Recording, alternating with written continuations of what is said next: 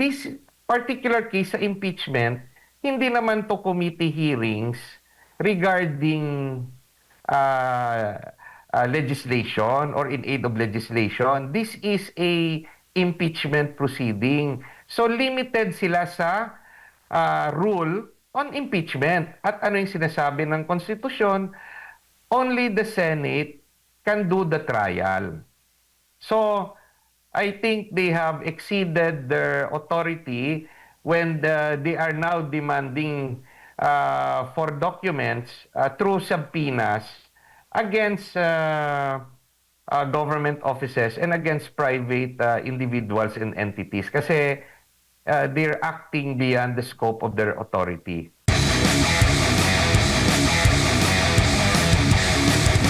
So noong panahon na diniklara na sufficient in form, sufficient in substance, pati sufficiency sa grounds nito, dapat na magdesisyon na yung Kamara at kung gusto nilang i-impeach ang Pangulong-Pangulo, diretso na agad-agad tapos ipasa na dito po sa Senado. Attorney.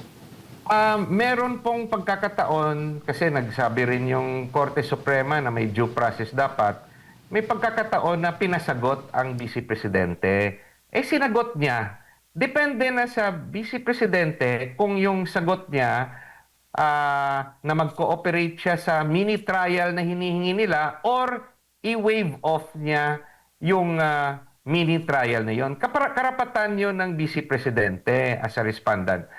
Kung i-waive off niya, mapepwersa kasi na-comply na yung due process na sinabi ng Korte Suprema sa first impeachment case.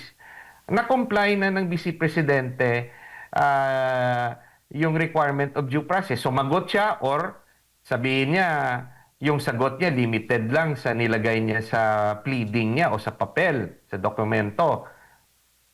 Pwede na mag-desisyon ang House of Representatives at hindi tama na pipilitin ng House na mag-evidence gathering kasi yan na yung sinasabi nating fishing expedition dahil limited nga yung kanyang function.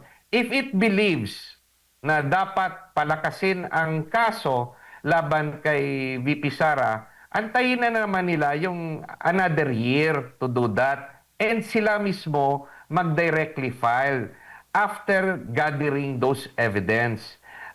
They can wait for another year to do that themselves, but hindi sa second impeachment proceeding kasi their action is limited to the review of the complaints filed by private citizens. Yun po yung posisyon namin. Opo, ang nangyari po kasi dito, after na binigyan ng pagkakataon ang Pangulo na mag-respond, no? Nagpadala naman siya ng liham. After nun, marami pong pinasumpina na mga individual, kabilang pa yung tagapagsalita ng defense team ng Pangulo, kabilang na yung mga dokumento at kabilang na yung sinasabi nilang magiging witness laban dito kay pangalawang Pangulo, Sara Duterte. Ito po yung mga nakikita ninyo na pagmabalabis na. They went outside their office already kasi only the Senate, which is the trial court, can do that. Only the Senate. Because only a court can go against the Data Privacy Act. Only a court can go against the Bank Secrecy Law and the Foreign Currency Deposit Act. Pero discretion pa yun ng korte kung gagawin niya kasi trabaho yan ng complainant. And they, again, to repeat, baka akala ng House Committee on Justice ay committee hearings to in aid of legislation na meron nga silang blanket authority and power to subpoena whoever they want. Even a co-legislator, even the House can actually subpoena the senators. Yun lang hindi nila ginagawa kasi may inter-house courtesy, no? That's the only thing holding them back. But legally, the House can subpoena senators and the senators can subpoena the House members, for example, in a flood control proceedings, no? Senate Committee flood control proceedings. But this particular case sa impeachment, hindi naman to committee hearings regarding legislation or in aid of legislation. This is a impeachment proceeding. So limited sila sa rule on impeachment. At ano yung sinasabi ng konstitusyon? Only the Senate can do the trial. So, I think they have exceeded their authority when they are now demanding for documents through subpoenas against government offices and against private individuals and entities. Kasi they're acting beyond the scope of their authority. Opo, huling dalawang talong na lang po, attorney. Nakikita nyo rin po ba na kaya ginagawa nila ito? Kasi alam nila na wala nang susuporta sa impeachment, kaya trial by publicity na lang ang gagawin?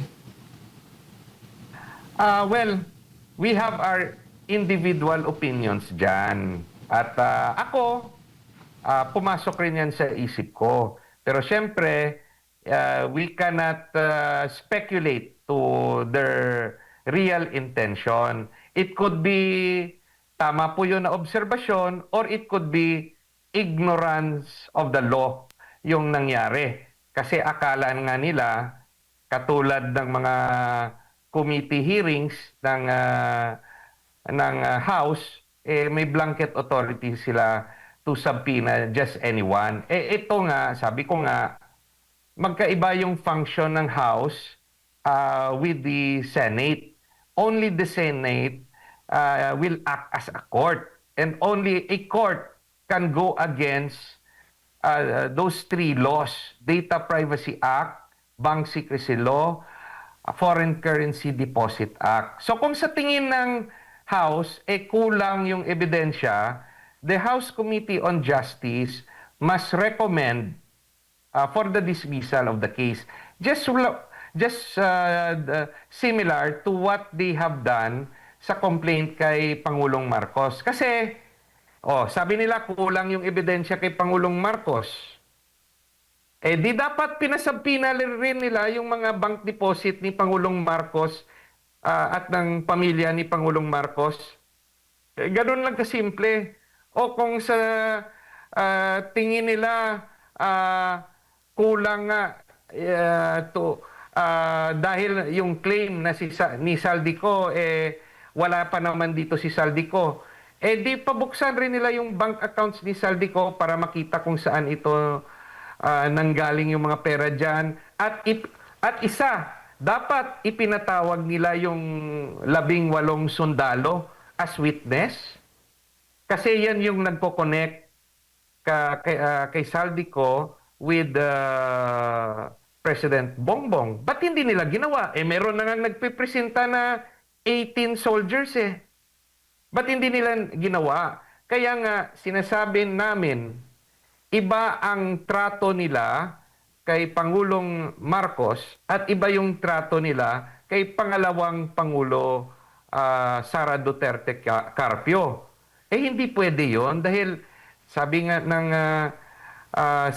Section 1, Article 3 ng Constitution, yung Equal Protection Clause na dapat pareho yung pagtrato kay VP Sara at kay President Bongbong. Opo, kumbaga, attorney, may double standard kasi marami din kumo-question. Halimbawa, doon po sa pera ng pangalawang Pangulo na ilang taon, tumaas ito. Pero kung ikukumpara doon naman sa pagtaas mula sa hundreds of million ni dating Speaker Romualdez, tumaas din ito ng ilang bilyon. Pero hindi ganoon yung treatment po ng dalawang side na yun, attorney. Tama po kayo. Kaya nga hindi dapat ganoon. Dapat yung batas, walang kinikilingan, dapat pareho lahat. At yung regarding SALN, no? SALN, you must remember na naging commissioner ako ng Presidential Anti-Corruption Commission. Kaya alam ko sinasabi ko. Yung SALN ng mag-asawa ay combined yon. They are both combined. So, yung nagtatrabaho sa gobyerno, yung kanyang kita ay ano yon, steady yon, fix, no? Fix. Pero yung kita ng isang abogado gaya ni Attorney Manscarpio, sky is the limit. Kasi yung attorney's fees, agreement between the lawyer and the client. Kung tumaas man yung declaration of SALN ng ating pangalawang Pangulo, dahil yung husband niya ay isang private lawyer na siguro mas mataas sumingil kaysa sa singil ni Attorney Hinlo. Kaya lumaki yung SALN ng pangalawang Pangulo. Kasi nga yung husband niya wala naman sa gobyerno, private lawyer. Yun yung explanation. Now, if you want to challenge it, o yung mga complainants are challenging it na ill-gotten yung pera na ni na Vice Presidente at ni Attorney Manscarpio, trabaho nila na kumalap ng ebidensya at hindi yan trabaho ng House Committee on Justice. Kaya nga tinatawag nating fishing expedition dahil limited lang po ang kapangyarihan ng House Committee on Justice at even by the plenary of the entire House of Representatives. Only a court, only the Senate acting as a court can do that if it wants to. Opo. Huli na lang po, attorney, sa ibang topic lang po, no? May kasamahan po kayo sa PDP Laban Legal Counsel at ang kasalukuyan pong Region 11 Council President, si Attorney Israelito Torion, sa kanyang post kahapon ata, may pinalutang po na Sara Baste sa 2028. Ano po ang masasabi niyo rito, Attorney? Lahat kami, kasama kayo, no? May kanya-kanya tayong mga spekulasyon, may kanya-kanya tayong let's say partnership o team up na paborito. Pero at the end of the day, desisyon yan ni Vice President Sara Duterte kung sino yung kanyang magiging vice. At sabi nga niya sa interview sa inyo, na meron na siyang napili, inaantay niya na lang ang sagot ng kanyang napili. So, kung merong paborito si Attorney Torion na maging Vice Presidente ni VP Sara at yun ay ang kanyang kapatid, si Mayor Baste Duterte, very qualified si Mayor Baste Duterte because he is a local chief executive. He's the mayor of Davao na well-managed. So kung sa tingin ni VP Sara, gusto niyang kapareha si Mayor Baste, that is very welcome.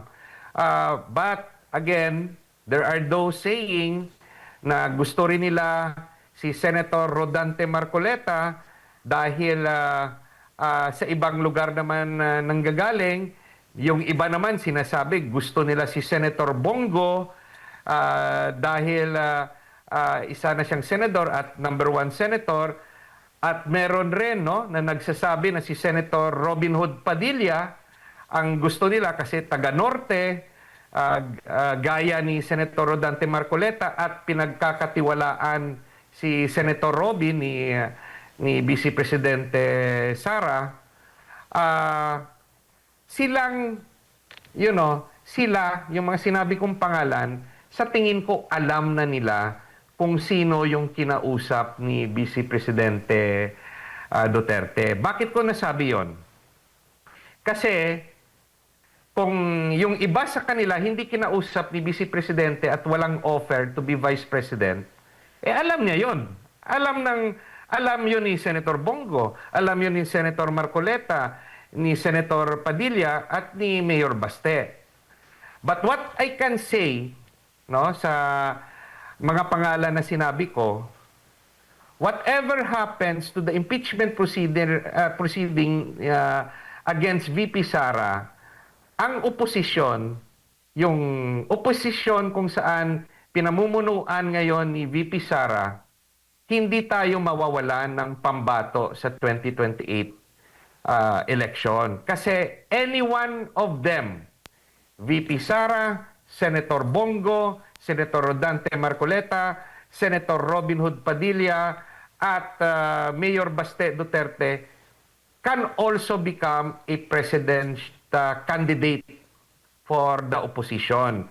So, yung ginagawa ng mga kalaban ni VP Sara na ipa-impeach siya, at worst case scenario, hindi yan matitigil yung pakikibaka natin sa pag-impeach kay VP Sara because our belief sa leadership ni VP Sara is transferable kung kanino niya ito ililipat.